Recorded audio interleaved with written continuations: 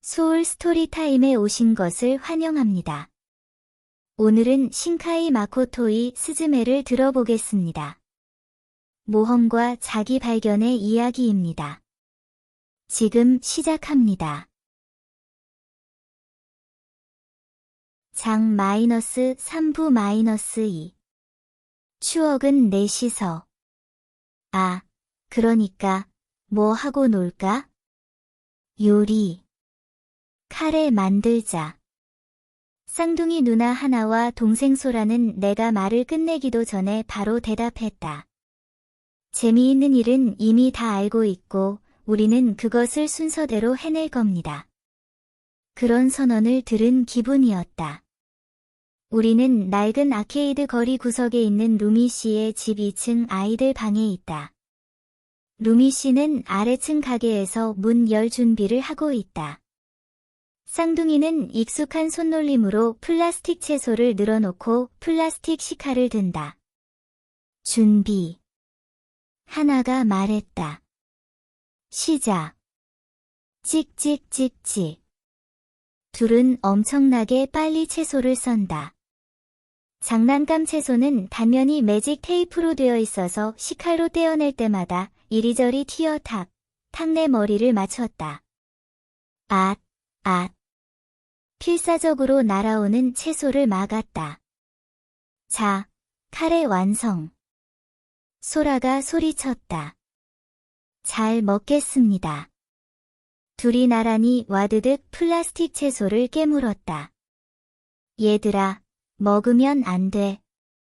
필사적으로 아이들을 말린다. 그러면 다음은 이거. 하나가 이제 끝났다는 듯 선언하고 휴지 상자를 쓱 내밀었다. 먼저 다 꺼내는 사람이 이기는 거야? 준비. 시작. 구호와 함께 쌍둥이는 각자의 휴지 상자에서 팍팍 휴지를 뽑는다. 거대한 제설기에서 날아오는 눈발처럼 하얀 휴지가 방 안을 날아다닌다. 안 돼. 필사적으로 아이들을 말린다. 아직 한 번 쓰지도 않은 채 방 안에 흩어진 휴지들을 모아 일단 원래대로 돌려놓아야 한다는 생각에 한 장씩 휴지를 접던 내 등에 툭 하나의 손이 놓였다. 언니가 후지산이야. 아이들은 나를 방 중앙에 세우더니 소라가 외쳤다. 준비. 불길한 예감이 들었다. 시작. 우당탕. 둘이 돌진해 내 몸을 산으로 생각하고 기어오르기 시작했다. 하나가 내 허리뼈를 발판으로 삼자 소라는 내 오른 어깨에 손을 걸었다. 질세라 하나가 왼 어깨에 다리를 올리고 둘이 동시에 내 머리를 움켜쥐었다. 넘어지지 않으려고 힘껏 다리에 힘을 준 내 양쪽 어깨 위로 둘은 의기양양하게 올라섰다. 숨을 헐떡이다가 더는 견디지 못하고 양손과 양발을 털썩 바닥에 대고만 내 주위를 쌍둥이가 기다려 라며 영원히 멈추지 않을 기관차처럼 계속 돌아다녔다. 애들은 안 될 것 같아. 저도 모르게 이런 말을 흘린 직후 한 사람이 내 등을 뜀틀 삼아 점프했고 뒤를 쫓는 다른 하나가 발판 삼아 내 등을 밟았다. 신음이 절로 나왔다. 어쩔 수 없겠어. 문득 머리 위에서 목소리가 들렸다. 놀라 올려다보니 책상에 놓인 스포츠 가방이 부스럭대더니 덜컹. 어린이용 의자가 바닥으로 뛰어내렸다. 쌍둥이가 그대로 움직임을 멈췄다. 바닥에 직립한 어린이용 의자를 눈을 동그랗게 뜨고 가만히 바라보고 있다. 아니. 잠깐, 소타씨, 뭘 할 셈이에요? 말도 제대로 하지 못할 정도로 동요한 내 눈앞에서 쿵쾅쿵쾅 소타씨는 열심히 걷기 시작했다. 얘들아. 이것 좀 봐. 대단하지? 정말 신기한 장난감이다. 나는 자포자기하고 목소리를 높였다. 소타시는 하나 앞에서 멈추더니 마치 동화 속에 나오는 충실한 백마처럼 말없이 다리를 구부리고 좌석을 기울였다. 빨려들듯 하나가 의자에 앉았다. 히잉. 말이 포효하듯 앞다리만 높이 쳐들고 나서 하나를 태운 어린이용 의자가 행진을 시작했다. 얼마 후 꺄 하고 쌍둥이의 입에서 환호성이 터져 나왔다. 다음은 나. 하나를 앞지르며 소라가 말했다. 어린이용 의자는 쌍둥이를 번갈아 태우고 방 안을 쿵쾅쿵쾅 걸어 다녔다. 이보다 더 즐거울 수 없다는 듯 둘은 계속 소리를 질러댔다. 혹시 소타씨는 애들을 좋아하나? 그런 생각이 들었다. 리드미컬하게 행진하는 모습을 바라보면서 내 기분도 덩달아 좋아졌다. 저기요, 소타씨, 다음은 나요. 너는 아니야. 말도 했다. 이런. 우리는 급히 입을 다물었다. 멈춘 의자에서 하나가 조심스레 멀어졌다. 큰일 났네. 필사적으로 변명거리를 찾았다. 아, 그게 굉장하지? 최신 AI를 탑재한 의자형 로봇인데? 아니다. 아무래도 이건 아닌가? 말하면서 점점 말끝이 흐려졌다. 이름은? 눈을 반짝이면서 하나가 내게 물었다.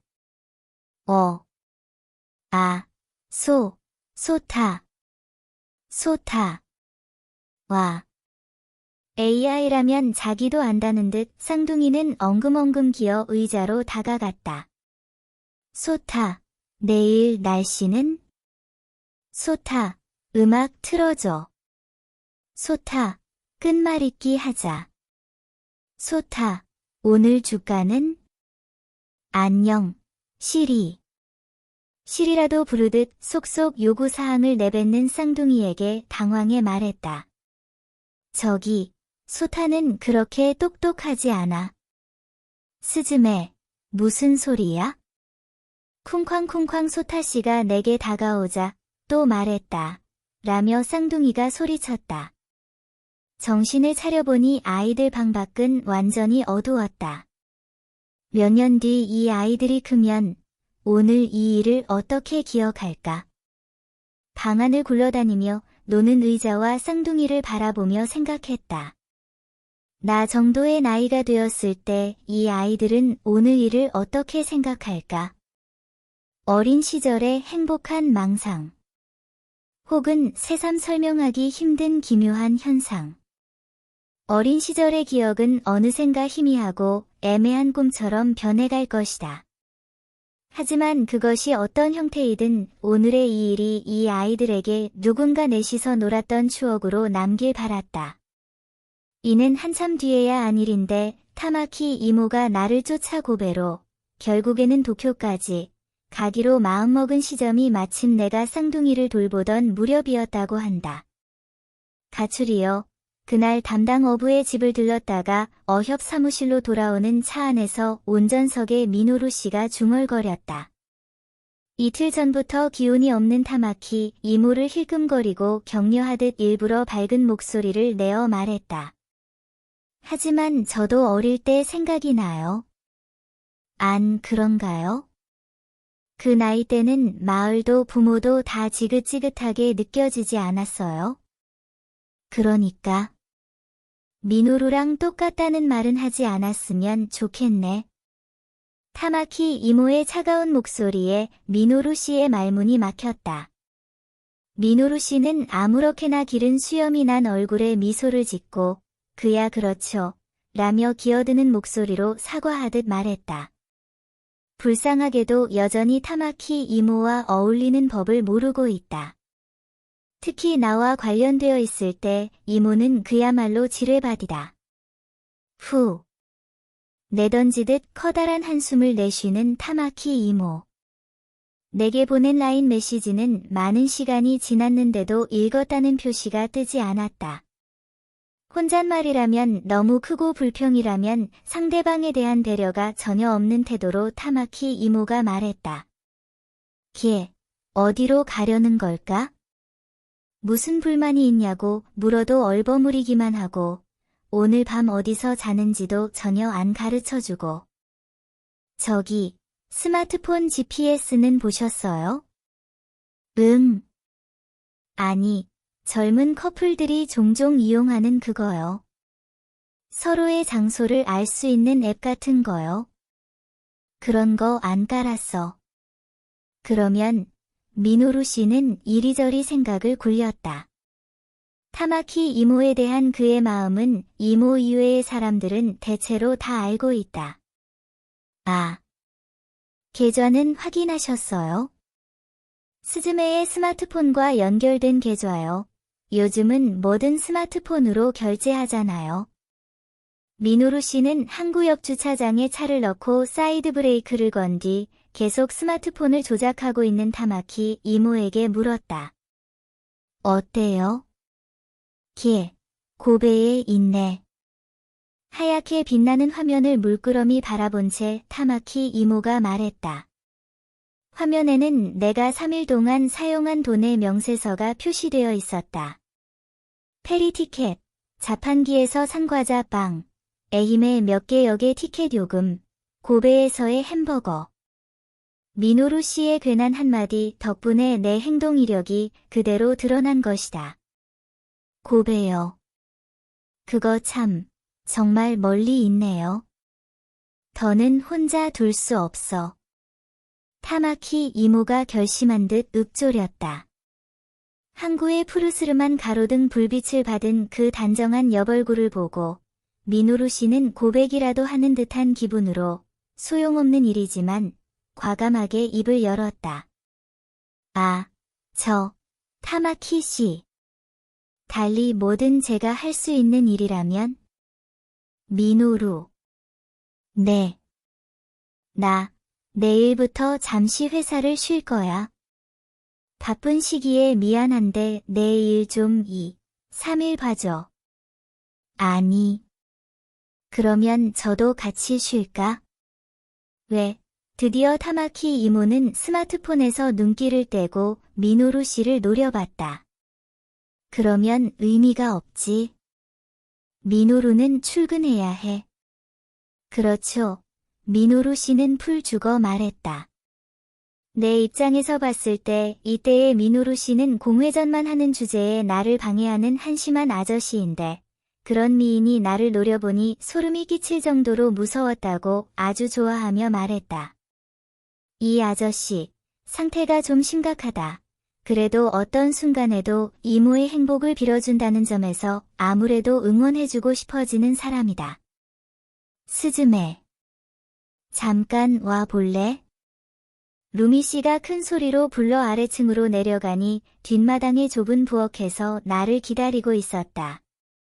새빨간 드레스 차림에 머리를 올려 목덜미를 드러내고 하얀 피부에 살짝 꽃이 핀 듯한 화장을 하고 속눈썹을 최대한 올리고 입술에는 반짝거리는 짙은 색 립글로스를 잔뜩 바르고 있었다. 와. 루미 씨, 정말 아름다워요. 저도 모르게 입을 벌리고 넋을 놓고 말았다. 호호. 다른 사람 같지? 루미 씨는 환하게 웃고 위를 가리키며 애들, 잘 있어? 라고 물었다. 네, 신나게 놀고 지금은 골아 떨어졌어요. 쌍둥이는 양쪽에서 소타씨를 꼭 붙들고 아이 방에서 쿨쿨 잠들어 있다. 그러면 스즈메. 나 좀 도와줄래? 루미 씨는 이렇게 바쁠 때는 거의 없었다고 중얼거리고 커튼 너머로 돌아갔다. 서둘러 그 뒤를 쫓았다. 으아. 10평 정도 되는 가게 안은 손님들로 꽉 차 있었다. 카운터에는 초로의 아저씨 단체 손님이 담소를 나누고 있고 2개의 테이블 자리에서는 퇴근길 남녀가 시끌벅적 건배 중이고 가게 중앙의 소파 자리에서는 넥타이를 편안히 푼 아저씨들이 벌건 얼굴로 노래방 기계 앞에서 노래를 열창 중이었다. 천장에서 미러볼이 반짝이는 스낵의 광경이었다. 루미 씨는 상점가 구석에 있는 이 가게의 주인 마담이었다. 마담, 이 애가 도우미? 그래, 맞아. 제가요? 루미 씨는 무책임하게 말하고 다른 손님에게 성큼성큼 가버렸다. 길고 검은 머리에 굵은 웨이브를 넣고 파란 드레스를 입은 언니가 혼자 카운터에 남아 영 불안하다는 눈빛으로 나를 바라봤다. 나는 당연히 화장도 하지 않았고 치카에게 받은 치마바지에 색바랜 면 재킷이라는 10대 평균 여자애의 휴일 옷차림이었다. 너, 손님 앞에는 안 나가도 돼. 네. 그런 말을 듣기는 했으나 이제까지 아르바이트 한 번 해본 적 없는 내게 이후 눈이 돌아갈 정도로 바쁜 일들이 펼쳐졌다. 계속 나가고 들어오는 손님들을 맞을 점원이 루미 씨와 검은 머리 언니, 그리고 나뿐이었다. 금방 부족해지는 잔과 그릇을 필사적으로 설거지하고 기본 안주인 참치조림과 진미채를 정신없이 그릇에 담고 물수건 데우는 기계에서 꺼낸 수건이 너무 뜨거워 화상을 입을 뻔하기도 하고 와인잔을 가져오라는 말을 들어도 어떤 잔인지 구별하지 못해 반쯤 울상이 되어 뒷마당과 카운터 사이의 3미터를 쉴 새 없이 오갔다. 마치 느닷없이 세탁기 속에 던져져 빙글빙글 도는 것만 같았다. 그동안 수많은 손님이 수많은 노래를 불렀는데 죄다 모르는 노래였다. 아마도 다쇼와 시대 시가요인 듯 바라보는 눈길의 레이저 빔으로 밤하늘의 사랑의 그림을 그려 라는 노래를 들었을 때는 무슨 사랑이라고 라며 놀랐고 이런 촌구석이라느니 도쿄에 가자, 도쿄에 가서 소를 키우자 라는 노래에 이르러서는 도대체 무슨 소리야? 라며 고개를 갸웃했고 과음은 당신 탓이라는 가사를 듣고는 그건 좀 조심성이 너무 없는 것 아닌가 싶었다. 애당초 스낵이라는 장소가 어떤 곳인지도 잘 몰랐다. 하지만 루미 씨의 가게에 드나들며 힘껏 목청을 높이는 손님들은 모두 진심 즐거운 듯 보였다.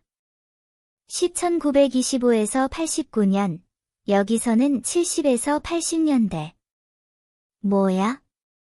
왜 이렇게 어린 아가씨가 있어? 카운터 구석에서 열심히 물수건을 접고 있는데 표범 무늬 블라우스를 입은 아줌마가 내게 말을 걸었다. 아줌마랑 같이 한잔하자. 그보다 아저씨랑 듀엣 한 곡 안 할래? 스킨헤드 아저씨가 갑자기 끼어들자 당신, 아직도 어린애에게 그러냐는 잔소리가 쏟아졌다. 그건 아니라고 실실 웃는 아저씨와 아줌마는 뒤로도 쭉 부부 만담처럼 떠들었다.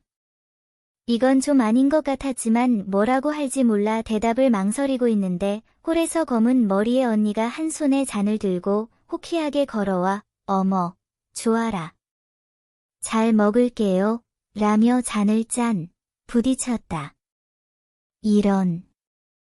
미키 씨, 이거 너무 맘대로잖아. 도통 못 이기겠어. 뭐, 미키 씨랑 마시는 것도 괜찮지. 괜찮다니 무슨 소리예요? 병을 주문할까 보다. 이 가게의 유일한 아르바이트 종업원인 미키 씨는 그렇게 말하고 웃으며 내게 윙크했다. 시간이 조금 지나서야 그게 나를 도와준 것이라는 사실을 깨달았다. 어른들의 완곡한 사교 예절 같은 게 내게도 조금씩 보이기 시작했다. 취해 노래하고 큰 소리로 근심을 털어내고 무신경한 척하며 누군가가 누군가를 배려하고 왠지 여기 굉장히 좋은 곳 같다는 생각을 가만히 했다. 아이고, 나리. 갑자기 안쪽 소파 자리에서 박수가 터져 나왔다. 잘 먹겠습니다. 좋아하는 남녀의 목소리가 날아든다. 자연스럽게 눈길을 던졌는데 내 눈을 의심했다. 나리는 통도 커. 역시 나리야.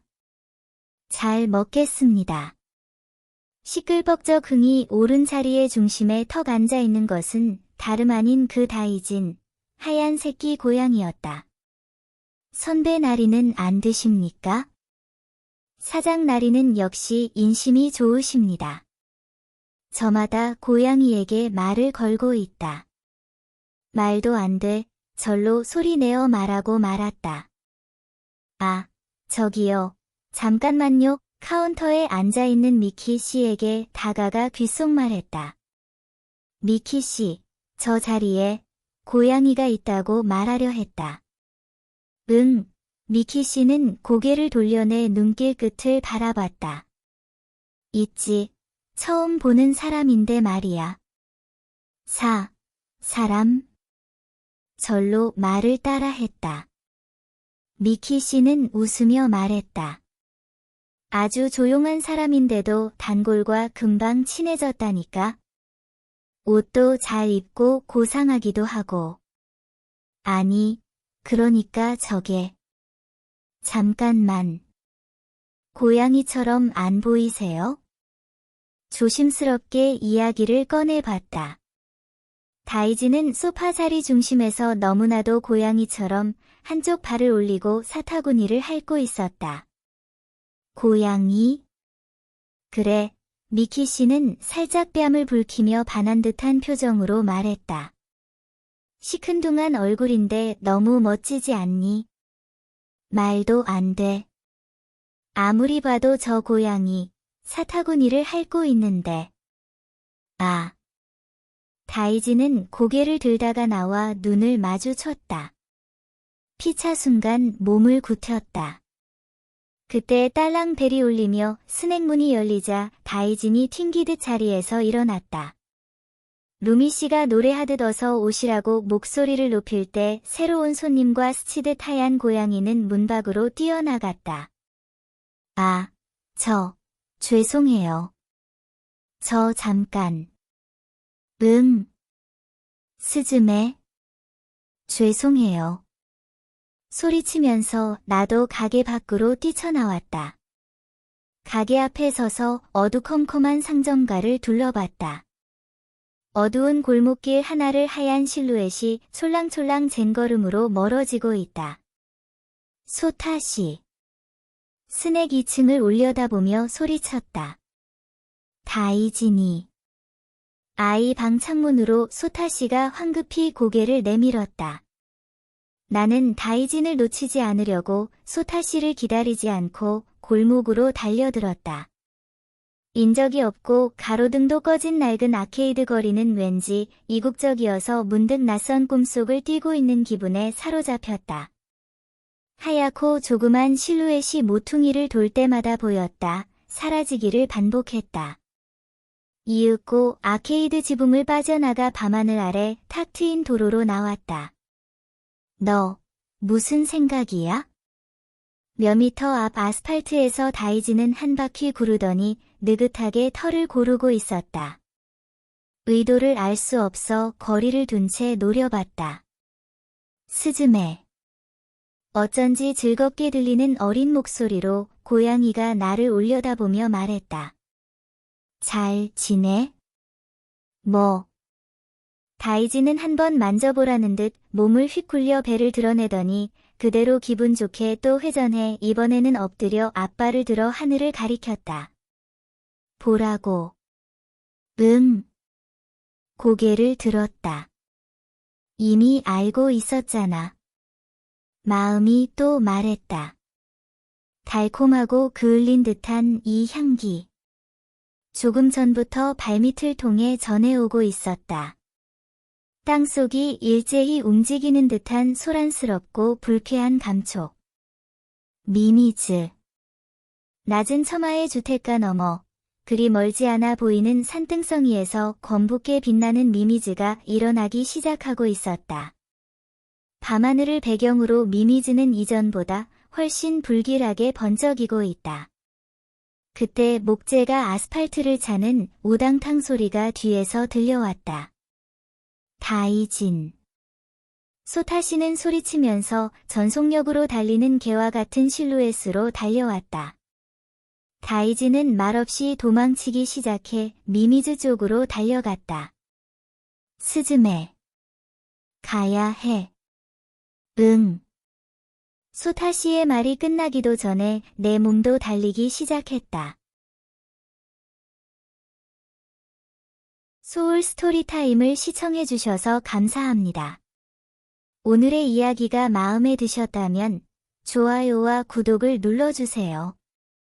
매주 별표 월요일, 수요일, 목요일, 토요일 별표의 새로운 이야기로 찾아뵙겠습니다. 다음 이야기까지 행복한 시간 보내세요. 그럼 안녕.